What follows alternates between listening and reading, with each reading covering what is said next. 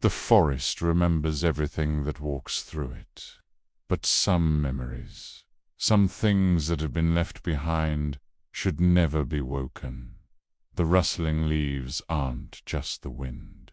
You see, they're whispers, and tonight they're whispering a name. Peyton had been here before, a lifetime ago.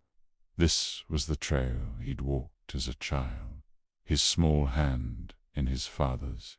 Just beyond that ridge, their cabin once stood, a beacon of warmth against the dark woods, until the fire. He remembered the smoke, the heat, the panic, but he also remembered something else, a sound, a shape in the shadows that night. For years, he told himself it was a dream, but the dream never faded. Now, he had to know if it was real. He had to face the memory. Suddenly, the world went quiet. The constant hum of the woods, the birds, the insects, the wind, all just stopped. The air grew thick and heavy like a held breath. He felt a gaze upon him, ancient and hungry. It wasn't from a single point. It was from everywhere. The trees, the ground, the very air itself. And in the shifting shadows between the branches, he saw it. A grotesque twisting of bark and root that almost looked like a smile. A low growl, like the grinding of stone, rumbled through the soil. You shouldn't have come back here. He didn't need to be told twice. Instinct took over, and he ran. His feet pounded against the earth, but the sound was wrong. It wasn't just his footsteps echoing. It was two sets of footfalls, perfectly in sync with his own.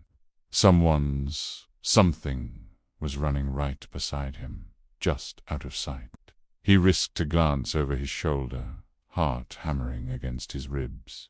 Nothing, just the dark, empty path. He looked again, still nothing. But the sound persisted, a terrifying phantom matching him stride for stride. He was being hunted. He tripped, sprawling into the damp soil, gasping for breath. The second set of footsteps stopped with his "Baroo." The voice returned, not from the trees this time, but from all around, a chorus of whispers that seemed to claw at his mind. The forest wasn't empty. It has been waiting. The whispers grew colder, laced with an ancient bitterness. You left us here, buried in the ash. You forgot. Peyton's blood ran cold. Us. Who was us? The voice wasn't outside anymore. It was inside his head, a sickening echo in the chambers of his own mind. His vision fractured. Flashes of memory, more vivid and terrible than ever before, assaulted him. The searing heat of the fire, the choking black smoke, and through the inferno a pair of eyes, glowing, malevolent eyes, watching him as his father pulled him away. The same creature. It had been there. It was always watching. A searing pain shot through his body, starting from his fingertips, pressed into the earth.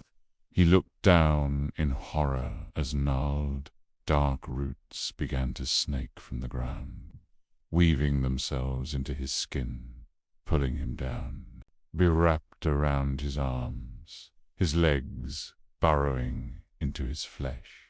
It wasn't an attack, it was a reunion. Roots became flesh. Flesh became earth. He tried to scream, but when he opened his mouth, a gust of wind filled with the scent of damp soil and decay was all that came out. When he breathed in, the entire forest seemed to breathe with him. The pain subsided. Silence returned, but this time it was different. It was a humming, living silence. Peyton slowly, mechanically, got to his feet. He stood still, a new statue among the ancient trees. He raised his head, and in the dim light his eyes glowed with a faint amber light. The whispers returned, a final, soft confirmation. One of us. One of us. And then, through the fog, another sound. Faint, distant, but achingly familiar. A child's voice, carried on the breeze. Peyton, come home.